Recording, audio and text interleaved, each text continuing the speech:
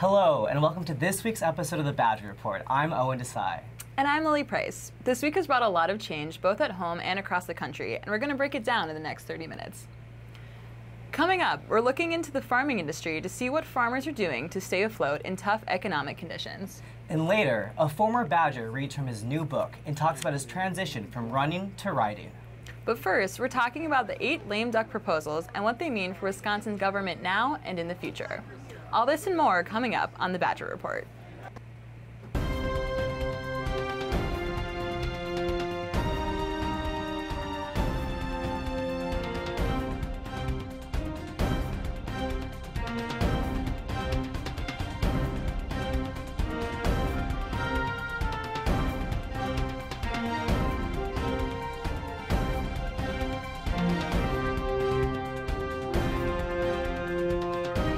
From Vilas Hall, on the UW-Madison campus, this is the Badger Report.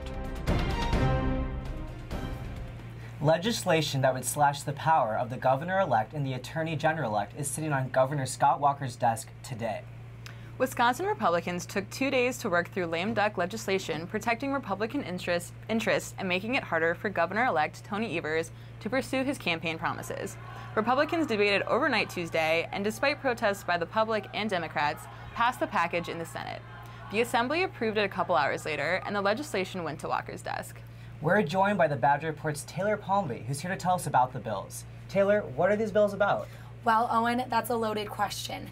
Some of the bills were approved and some were not advanced. Some of the changes we can see are limits to early voting, where voters can go to the polls no more than 2 weeks before an election. Another bill would require that a legislative committee, not the Attorney General's office, will decide whether they'll pursue federal lawsuits. This one especially affects Evers and Call, who made campaign promises to withdraw from a multi-state lawsuit to repeal the Affordable Care Act and weaken the office of the AG. Another change would be the addition of rules that would hurt efforts by Evers to create laws and protect the jobs agency from his control. The governor has 10 days to sign the legislation. Walker has indicated that he will support it. People took to Twitter to speak out and for the legislation. Senator Tammy Baldwin and the Manitowoc Minute's Charlie Behrens are among those against the bills, while Governor Walker and State Assembly Speaker Robin Vos defend them, saying that they are the right thing to do. A bill to move the presidential primary date from April to March was not advanced, meaning that the measure is most likely dead, but could still be taken up by either the Assembly or the Senate. The move would cost as much as $7 million. So Taylor, what's going to happen when Tony Evers steps into governor? Well, Owen, Evers says that this legislation is going to bring more lawsuits and gridlock. It is definitely a possibility because right now North Carolina is going through the same thing following their elections. Michigan is also considering a similar move. Thanks, Taylor. I'm sure we'll be hearing more about this as we head closer to Evers' inauguration on January 7th. The Federal Reserve says the number of farms filing for bankruptcy in the upper Midwest is up. It's common for market prices in the agricultural sector to drop from time to time, but in recent years those prices have been continuously dropping, with no sign of letting up. I had the opportunity to visit a farm that's feeling the financial strain not unfamiliar to many across the region. This dairy farm has been in the Hoffman family for 100 years. Family run with little outside help, the farm is home to over 400 dairy cows. Due to a combination of recent tariffs, a drop in income, and low market prices, Hoffman is now one of thousands of dairy and grain farmers feeling financially and emotionally stressed. The toll that it takes on a family is something that you kind of can't measure because it used to be a hope and a promise to pass it on to another. It's an emotional moment for Mary. Market dips that often only last a year are now entering their 4th or 5th year. Not all of them are losing money. Some are doing okay, but it's not a happy years for everybody. There's some that are definitely under a lot of stress. I mean, there's been a lot of farm bankruptcies. According to Hoffman, 3 years ago, a farmer could sell a calf for almost $400. Now, calves are worth next to nothing. It has gotten so bad that the calves have become worthless. They're being killed instead of sold at auction barns because there's nobody there to buy them. Overall, Hoffman's farm is doing okay. Her son Jeremy is hopeful for the future. I'm an optimist. I think it's going to come back. I don't think it's going to come roaring back, I think the fundamentals of the industry have changed. The state's economy is strong, and farmers who declare bankruptcy may be able to find another career, but it might not be in agriculture. There are 9,000 farms in Wisconsin. Many are experiencing a similar situation to the Hoffmans. The Eau Claire City Council passed a resolution to charge first-time offenders only $1 for marijuana possession. Voters in support of the legislation, either recreationally or medicinally, smoked the competition. With an 85% majority, only 15% thought it should remain illegal. A Wisconsin Public Radio report says the change is meant to signal that the city is making enforcement of marijuana laws a lower priority. Today is Michigan's first day as the first state in the Midwest to allow the recreational use of marijuana. Smoking marijuana is still illegal in Wisconsin, and if you're cited, you'll still have to pay the $148 in court costs. Marijuana referendums from the Wisconsin midterm election showed a majority of the state supports legalizing marijuana for either recreational or medicinal purposes. Governor-elect Tony Evers will support a referendum to legalize recreational marijuana. Legalization is one of the issues the new administration plans on addressing in the upcoming term, which Governor Walker has strongly opposed. As Walker approaches his final days in office, one activist group is excitedly awaiting his departure. I went to the Capitol to hear how they're using music to spread their message. Solidarity Sing-Along has been protesting Walker and his policies every day since March 2011. So it's been a roller coaster, but the last few weeks have been joyous. The singers use songs in the Capitol Rotunda to voice their grievances and advocate for change. It's brought a passion and an energy to try to save our state. But this passion has had its consequences, especially during the 2013 police crackdown. Basically, I was arrested for singing. I was handcuffed, taken to the basement. I was searched. They took my stuff away from me. It was an arrest. So do these singers feel they've made a difference? I don't know. I don't know if we're achieving our goals. I mean, we got them out. Tony Evers prevented Walker from securing a third term in office, beating him in the midterm election by just over 1%. Solidarity activists will be attending Evers' inauguration. For sure we're going to sing one day after the inauguration, so we can say we lasted one day longer than Walker. The singers will be at the Capitol for the rest of December and into the new year. This afternoon, the nation officially says goodbye to former President George W.H. Bush as he's laid to rest in College Station, Texas. He's being buried next to his wife Barbara and daughter Robin at the George W.H. Bush Presidential Library. In place of flowers, the Bush family asked that donations be made to the George Bush School of Government and Public Service at Texas A&M University. The 41st president passed away on Friday at the age of 94. Finals week affects all college students. For many, exam prep involves late night at the library, lots of coffee, and hours of flashcard review. The Badger Report's Jonathan Mills went out and found resources on campus to help students manage some of the stress. Many believe the holiday season is the most wonderful time of the year, but for students, visions of sugar plums turn into something else not quite as sweet. The weeks leading up to final exams are some of the most stressful times of the year for students. The heavier workloads don't only affect grades, it harms physical and emotional health as well. Arjun Rama is a staff psychiatrist at University Health Services and says UW is a place where college culture raises all types of expectations. So it's like the same guy who's getting like a, 3.9 in a really rigorous major is also pushing themselves super hard on weekends. With students trying to balance it all, UHS encourages Badgers to seek help. Sophomore Isaiah Denise says he was not as successful when he tried taking on finals week by himself. The level of work was just more than I had anticipated or become accustomed to at high school. Denise says UHS pushed coping strategies like deep breathing exercises last semester. Now, he plans on applying them. Unfortunately, UHS is just one of the many resources available. Dogs on Call is a pet therapy organization that coordinator Todd Trampy says is difficult to schedule this time of year, but is worth it. While they may be stressed, especially this time of year with exams, just the opportunity for them to interact with dogs, because they miss their own dogs so much, is remarkable. At UW, finding good tidings during finals is a gift that all students can unwrap. For the Badger Report, I'm Jonathan Mills. UHS has a list of resources that can be found on their website, uhs.wisc.edu. On top of classes and exams, students also have to worry about making sure their apartments and dorms are secure before they leave for winter break. The Badger Report's John Sklar will have more on how to protect yourselves and your belongings after we come back. But before that, this year's Bucky Tuition Promise recipients talk about how the new program has impacted their lives as they wrap up their first semester at UW-Madison. Next on the Badger Report.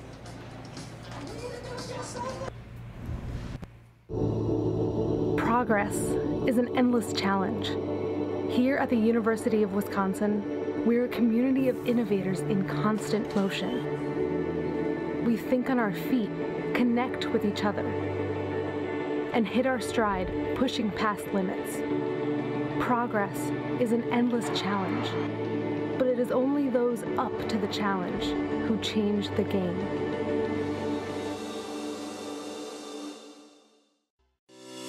More than a century ago, we made a commitment to our state. We promised to educate the sons and daughters of Wisconsin. More than 1 million students have passed through our doors. Our alumni have gone on to cure diseases, grow crops, build skyscrapers, found companies, score touchdowns, orbit the moon, and achieve beyond our wildest dreams, but not beyond theirs. On Wisconsin. A pulse, felt by one, sends a ripple, felt by some, a shiver, felt by many, until it amplifies, magnifies into a tremor that electrifies. Badgers everywhere, moving as one, tilting the world on its axis. At the turn of the last century, we made a promise to our state. We promised that we would not rest until we made life better for Wisconsin. We looked in our own backyard and we planted different crops, bred new herds, identified vitamins, improved harvesting machinery, established food safety standards, and churned a lot of ice cream. We haven't stopped working to make life better for our state and the world. On Wisconsin. As any current or former college student knows, paying for a higher education can be difficult to manage. The University of Wisconsin-Madison's Office of Financial Aid has recognized the extent of the issue, especially for families who make less than the average household income, and created a program to help students focus less on their finances and more on their studies. Just like so many college hopefuls, Ethan Heckler was both excited and nervous about navigating the college search. He was accepted to both UW-Madison and UW-Whitewater. Heckler was torn between the two as Madison was his dream school, but due to financial restraints, he had to decide between affordability and his preferred school. I would have wanted to try and make Madison work, but as things had been looking, it wasn't going to be a very realistic choice, so I might have had to take a year off also. Thanks to Bucky's Tuition Promise, Heckler is almost finished with his first semester at UW-Madison. The program covers the cost of tuition and fees for freshmen who are Wisconsin residents whose family's annual gross income is $56,000 or under. This program allows students who would not otherwise be able to attend Madison to attend. As a state university, it's very important that we provide higher education to anyone in the state who can be admitted here to UW-Madison. The program has already significantly impacted the lives of many students. I couldn't believe a college would be able to do something like that for one, or would be able to just, like a college this big, just being able to give so many students that kind of opportunity. I was speechless at the time. We see all sorts of different reactions, all of them positive in the end. Sometimes at first there's disbelief, especially when we're talking about tuition being free and for a 4-year period of time for incoming freshmen. Families don't want to believe it at first. The Bucky's Tuition Promise program will continue to help incoming UW-Madison students in the fall of 2019. For the Badger Report, I'm Jenna Webster. 2 UW-Madison professors are recognized by the American Association for the Advancement of Science for their contributions to science. Change Biomiom is an engineering professor acknowledged for the Association for his studies of material science. Donata Ortel is a neuroscience professor acknowledged for her research on cells. Eom and Ortel are 2 of 416 fellows elected to triple AS this year, which is the largest science society in the world. UW-Madison Discovery is in the top 4 for Science Magazine's Breakthrough of the Year award. The first round of voting for the award closed yesterday, and the university's very own Ice Cube, a detector covering 1 billion tons of ice in the South Pole, made it to the final round of voting. The detector is surveyed by thousands of light detectors and searches the sky to discover some of the universe's most extreme events. In 2017, Ice Cube sensed the crash of a neutron, a messenger of cosmic events that ended a 4 billion year journey to Earth that links back to a far-off galaxy in the Orion constellation called Blazar. The second round of voting starts today, and the winner will be announced on December 20th. Millions of pounds of raw beef in the U.S. are recalled because it may contain salmonella. The products, packaged between late July and early September by a Brazilian meat processing company, may still be in your freezer. The USDA urges you to throw them away to avoid getting sick. As students prepare to head home for winter break, they'll be leaving their apartments and dorms for almost a month. And if Home Alone taught us anything, we know while people are away, the burglars come out to play. The Badger Report's John Sklar has the story. As Jamie Weintraub returned to his apartment last week, he immediately noticed something wasn't right. Then I came in my room and I immediately saw that everything was out of sorts. All the cabinets were open, closets were opened, and it was very clear to me at that point that someone had been going through my stuff. And my PlayStation was sitting right on top of here, and it's gone. The Langdon area has seen a recent increase in burglaries at fraternity and sorority houses, along with residential apartment buildings. In response, Madison police have begun increasing their efforts in keeping your belongings safe. Generally, the Isthmus and college areas are heavily targeted anyway because students are vulnerable. You guys are, you're focused on your studies. You're younger in age, and we were all that age at some point, and you kind of don't expect, because you don't do things like that, you don't expect that of other people. Detective Jacola mentioned that burglars will target packages left out on porches, along with broken screen doors. Meanwhile, Mark Lovicut, a spokesman for the University Police, mentioned a key tip that students can follow in order to protect their apartments over break. If you know you're going to be out of town for a couple weeks because of winter break, make sure you contact your post office and stop the mail, because that's or the newspaper, because that's a sign that thieves are looking for, where they see 8, 9, 10 newspapers out front.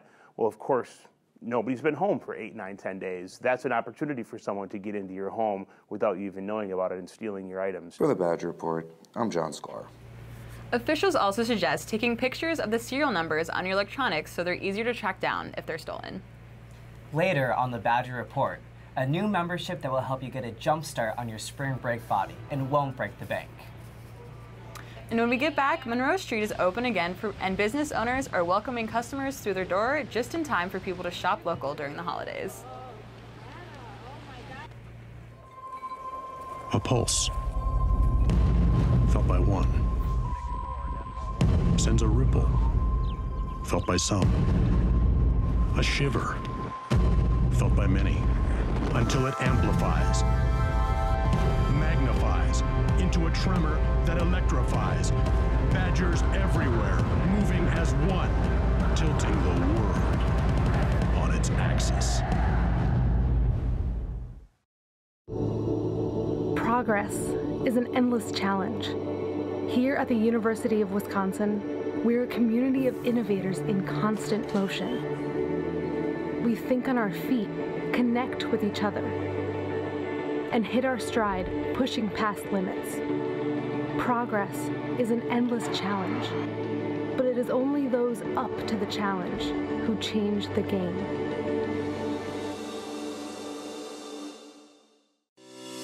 More than a century ago, we made a commitment to our state. We promised to educate the sons and daughters of Wisconsin. More than 1 million students have passed through our doors. Our alumni have gone on to cure diseases, grow crops, build skyscrapers, found companies, score touchdowns, orbit the moon, and achieve beyond our wildest dreams, but not beyond theirs. On Wisconsin. In 1905, we made a promise. We promised that our work at Wisconsin would make life better for our state. Our research has developed crops, restored lakes, cured diseases, uncovered history, peered into space and saved lives. More than a century later, we've not only kept our promise to Wisconsin, we've extended it to the world. On Wisconsin. Holiday Cheer is open for business on Monroe Street this season. Last Saturday, the Holiday Glow Street celebration was hosted by the Monroe Street Merchants Association to promote the local business on the street. The event was held to celebrate the end of a 10-month construction project that renovated the street. Local employees say that celebrations is a great way to kickstart sales lost during construction and to help shoppers find that perfect local gift, all while helping the Madison economy. We have seen definitely a lot of appreciation for the street being done and people being relieved and able to get to us to do their holiday shopping. It's how people get to where they want to go. So I think that people just enjoy the fact that there's a lot of small businesses on Monroe Street. It feels good. They like the community spirit.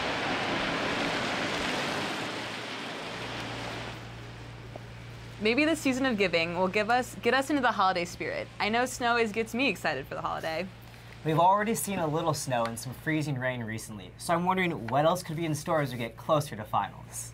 Our Jordan Hag is here to help us out with that. Jordan, what's the weather looking like this week? Well, Lily, if for some reason you're loving this cold, you're in for a treat. Let's take a look at the weather forecast.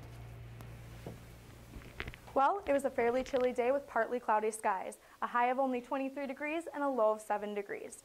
Tomorrow, temperatures will cool off even more with a high of just 17 degrees and a low of 9 degrees. But do expect to see some sun later in the afternoon.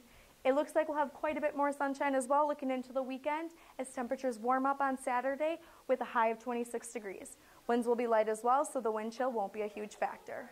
Sunday, more of the same with a high of 27 degrees and a low of only 18 degrees. Looks like it won't be too long before those lakes freeze over. It seems Mother Nature has decided not to cool things down too much just yet. Yep, so take advantage of the nice weather while it's here and remember to stay warm and bundle up on the walk to those last few final exams. Thanks, Jordan. Even though the cold isn't great, I'm excited for the lake to freeze over again. And with how cold it's been lately, the closest Wisconsinites can get to a pool is by playing billiards, which is exactly what some UW-Madison students did this weekend. Both novice and competitive pool players faced off in a tournament at the set at Union South. It was free for all students to enter the competition. Between munching on the complimentary popcorn and trying to psych each other out, the tournament was a fun way to hold off the Sunday scaries and procrastinate their schoolwork just a little bit longer. In the end, the top 3 in both the beginner and competitive divisions were named and given prizes. A new fitness service has landed in Madison, one of the fittest cities in the nation. Many Madison area group fitness studios, such as Dragonfly Yoga, Cycle Bar, Camps, and Solid Core, have joined ClassPass. ClassPass allows fitness fans to schedule their workouts at a variety of different fitness studios without having a membership at each one. Taylor Bogenschitz, the studio director of Solid Core, says in the short time ClassPass has been in Madison, it has already increased business by bringing in new clients.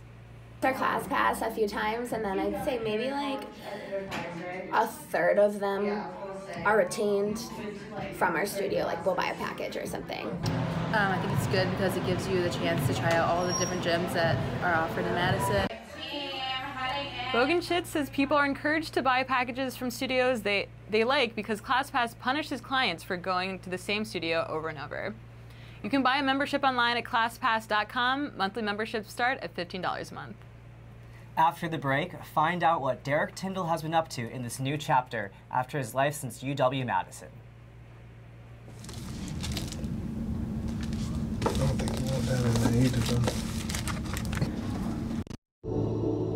Progress is an endless challenge. Here at the University of Wisconsin, we're a community of innovators in constant motion. We think on our feet, connect with each other, and hit our stride, pushing past limits. Progress is an endless challenge, but it is only those up to the challenge who change the game.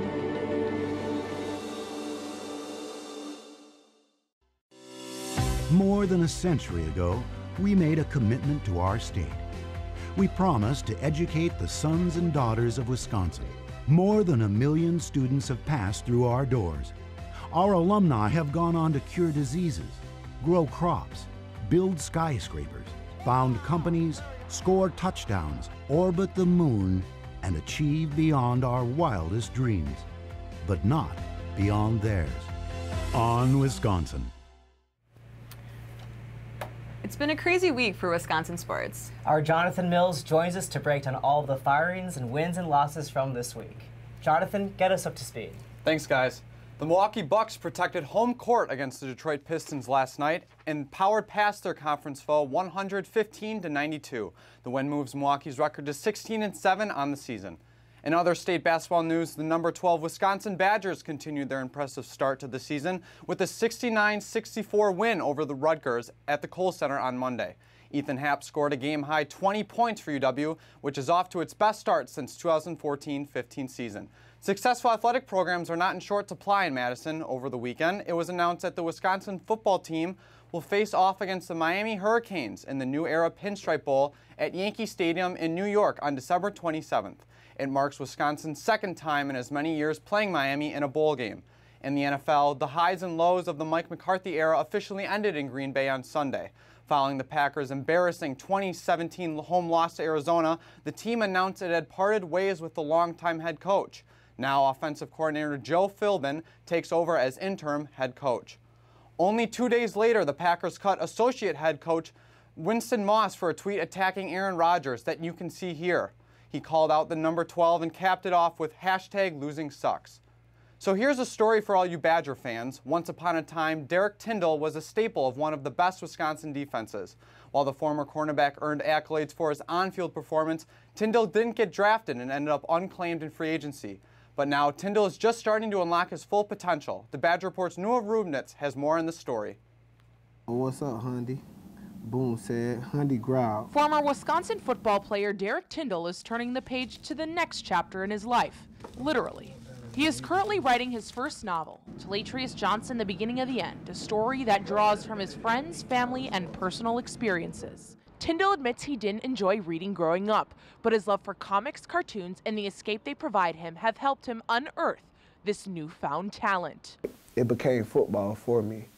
Like, I don't know why, but it's just my passion switched over to it so fast. And when I actually write the book, I get lost into it sometimes. The book, which is geared towards teens, is still in its early phases, but Tyndall says he wants to inspire kids of all backgrounds and let them know that anything, even writing a book, is possible when you follow your passion. He plans to do this by giving today's generation a hero they can more easily relate to. If these superheroes could deal with like their stressors and stuff like that, like these real life stressors ain't really nothing. The same can be said in regards to the disappointment Tyndall faced during the draft process. But Tyndall says the experience was a blessing in disguise for him. He now sees that there is more to life than football. I'm just thankful I had a chance to go to college to see that. Because if I'd never seen it, who knows, I could have been the same statistic. And while former athletes aren't particularly known for having a way with their words, Tyndall says not to judge a book by its cover. I don't think people are going to expect for me to do all I did in that book. I think it's going to surprise a lot of people. For the Badger Report, I'm Noah Rubnitz. As Tyndall says, that book is just the beginning. He hopes to give back to his community by starting a mentorship program that will teach today's youth about the value of education and the importance of following their dreams. Wow, what a cool thing to be doing, and even better message. Since Tyndall and some of his graduating teammates left, the team has definitely been adjusting. Jonathan, any other news on the Badger front? The Badgers are filling up the headlines the past week as it was announced that UW sophomore guard Trevor Anderson would undergo season-ending knee surgery. He was from UW Green Bay and he sat out all last year, so that was a tough blow for him. But in a lighter note, former Badger defensive back Natrell Jamerson was picked up off waivers from the Green Bay Packers, so now he'll be scuffling back between teams, and it's glad to see that he finally landed a shot. Well, thank you so much, Jonathan. In a few minutes, we'll get into the holiday season with a few events happening around town. We'll be right back.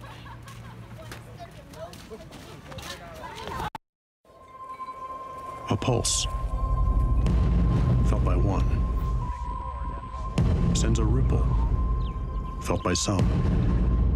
A shiver, felt by many, until it amplifies, magnifies into a tremor that electrifies. Badgers everywhere, moving as one, tilting the world on its axis. More than a century ago, we made a commitment to our state. We promised to educate the sons and daughters of Wisconsin. More than 1 million students have passed through our doors. Our alumni have gone on to cure diseases, grow crops, build skyscrapers, found companies, score touchdowns, orbit the moon, and achieve beyond our wildest dreams, but not beyond theirs. On Wisconsin.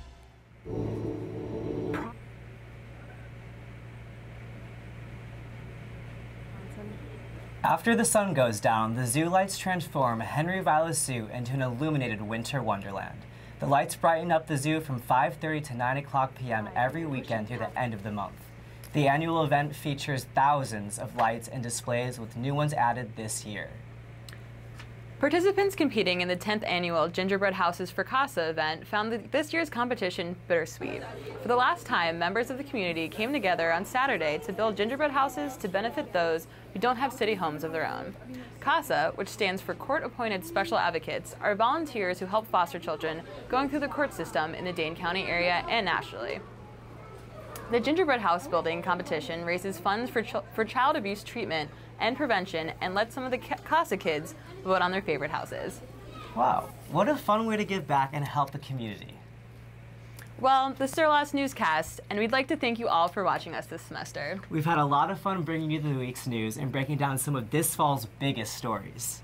From all of us here at the Badger Report, good luck on finals and happy holidays.